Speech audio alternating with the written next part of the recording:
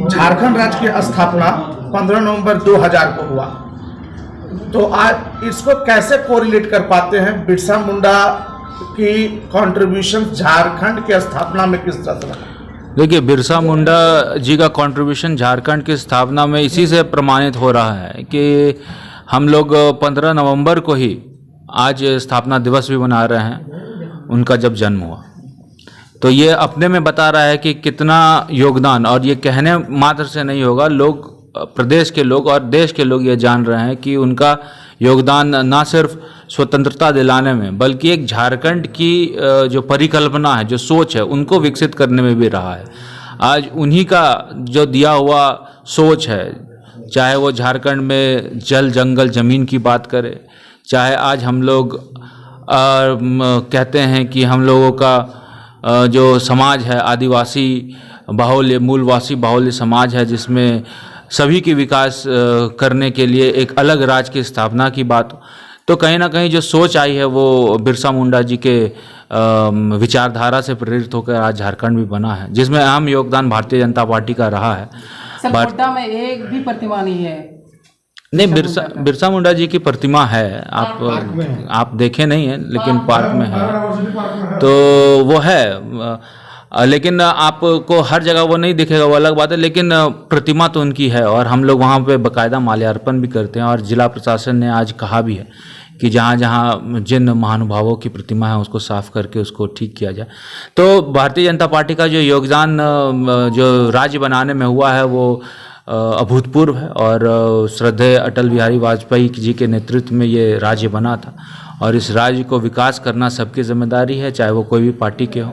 हम लोग सभी प्रतिबद्ध हैं कि किस प्रकार आदिवासी समाज के लोगों का, मूलवासी समाज के लोगों का, दलित समाज के लोगों का विकास करें, और इसी को लेकर हम लोग काम भी कर रहे हैं। वाजपेयी जी जब प्रधानमंत्री थे तो उनके शासनकाल में झारखंड राज्य की स्थापना हुई, और उसके बाद सत्ता में भाजपा आई। अब प्रथम मुख्यमंत्री आपके पार्टी के बाबूलाल मरांडी जी बने।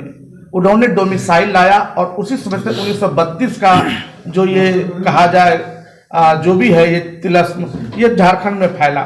बाबूलाल जी के समय का 1932 और पिछले रघुवर सरकार के समय का 1932 स्थानीयता को लेकर के, और वर्तमान सरकार का 1932 में कितना क्या अंतर नजर आता है? देखिए, 1932 का मुद्दा कोई जेएमएम का मुद्दा नहीं है।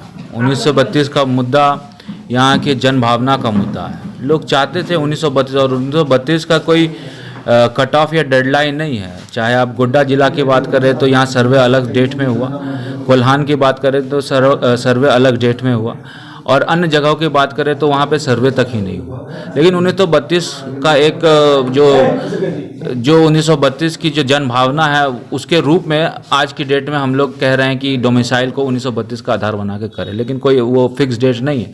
बहरहाल, जो भारतीय जनता पार्टी का स्टैंड रहा था बाबूलाल मरांडी जी के शासनकाल में, वो ये था कि हम लोग 1932 को स्थानीयता का आधार बना के काम करें। हाई कोर्ट ने उसको टर्न डाउन कर दिया। उसके बाद यहाँ पर हिंसात्मक बहुत सब जगह घटनाएं घटी। उसके बाद यह निर्णय लिया गया कि तत्काल इसको हम लोग इम्प्लीमेंट नहीं करेंगे। फिर जब रघुवर दास की सरकार आई तो ये मुद्दा आया कि हम लोगों को नियुक्तियां करनी है, तो इसके पहले हम लोगों को स्थानीयता परिभाषित करना पड़ेगा, और स्थानीयता परिभाषित करने के लिए हम लोगों ने सर्वमान्य तरीके से 1985 का कट ऑफ डाला। उसके बाद 1985 के कट ऑफ में नियुक्तियां भी हुई, और कई नियुक्तियां आपको भी पता है कि 6 JPSC तक जो आधार था वो 1985 का था, कहीं किसी को कोई दिक्कत नहीं थी। लेकिन जेएमएम ने एक नया सगुफा छोड़ा और 1932 को मुद्दा बनाकर चुनाव में आई। तो जब चुनाव में आया, चुनाव जीत गई, तो उसके पास ये प्रेशर था कि 1932 के खतियान को हम लोग लागू करें। लेकिन देखा जाए कोल्हान को, देखा जाए भूमिहीनों को, देखा जाए ऐसे लोगों को जिसके पास खतियान नहीं है, तो ये बहुत बड़ा चैलेंज होने वाला है। और मुझे ऐसा लगता है कि इन सब चीज़ों को जब तक ठीक ना किया जाए, उसके पहले 1932 के खतियान की बात करें तो ये ठीक नहीं होगा। और ये इसको 9 शेड्यूल में भेज के केंद्र के पास भेजना मुझे लगता है कि अपने में एक विवादास्पद चीज़ है, क्योंकि जब राज्य के पास इतनी शक्तियां समाहित हैं कि इन चीज़ों को विधानसभा में पारित करके इम्प्लीमेंट करा दे, तो कहीं ना कहीं राज्य सरकार 9वीं अनुसूची की अगर बात करे तो मुझे लगता है कि वहाँ राजनीति हो रही है। 1932 पे राजनीति नहीं होनी चाहिए और सभी को 1932 का अगर समर्थन करते हैं तो एक सही प्लेटफॉर्म में सही चीज़ों को रख के उसको इम्प्लीमेंट भी कराना चाहिए। आपने अपने पिछले धरना में जो 10 परसों हुई थी उसमें आपने कहा कि मैं अपने भारतीय जनता पार्टी के कार्यकर्ताओं से आह्वान करता हूं कि वह इस बार के विधानसभा चुनाव में 1932 वाले को ही वोटिंग करें।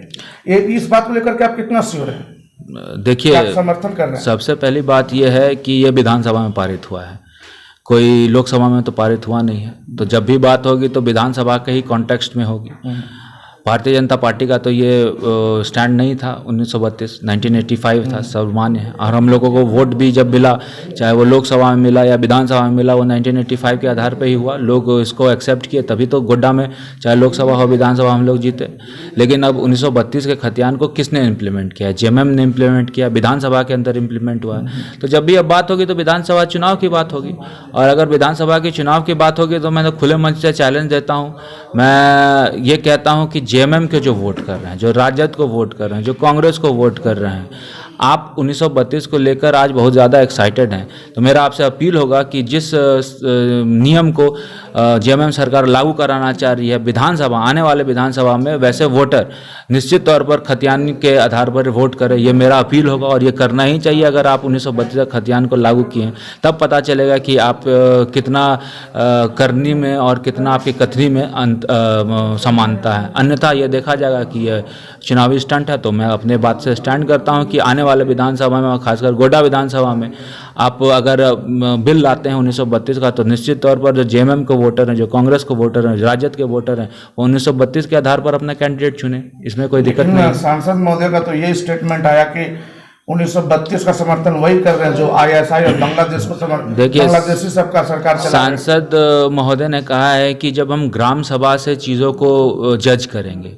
तो उस ग्राम सभा के माध्यम से ये पॉसिबिलिटी है कि मुखिया को या पंचायत में कुछ पैसे देकर या एन केन प्रकार जो बांग्लादेश से घुसपैठिए बाकुड़ में है, जो बांग्लादेश से घुसपैठिए साहिबगंज में, वो अपना नाम इसमें जुड़वा ले। और ऐसा जुड़वाएंगे तो कहीं ना कहीं मुझे ऐसा लगता है कि जो 1932 की सार्थकता है वही समाप्त हो जाएगी। ग्राम सभा अपने में बहुत ही ज़्यादा विवादास्पद चीज़ रहा है। आज तो भूमिहीनों को आप तो पट्टा नहीं दिला पाए। अगर ग्राम सभा इतना मजबूत होता तो भूमिहीनों को आप पट्टा दिला देते। कई ऐसे जाति हैं जिसको जाति प्रमाण पत्र ग्राम सभा के आधार पर नहीं मिल पाया है। तो क्या गारंटी है कि आने वाले दिन में जब आप ग्राम सभा करेंगे इसमें इस प्रकार के अतिक्रमण जो है सीमांक जो दूसरे क्षेत्र से लोग आते हैं उनका अतिक्रमण ना हो, इसकी क्या गारंटी? तो उसी को आधार बना के सांसद जी ने कहा। मुझे लगता है इसमें कोई दिक्कत वाली बात नहीं।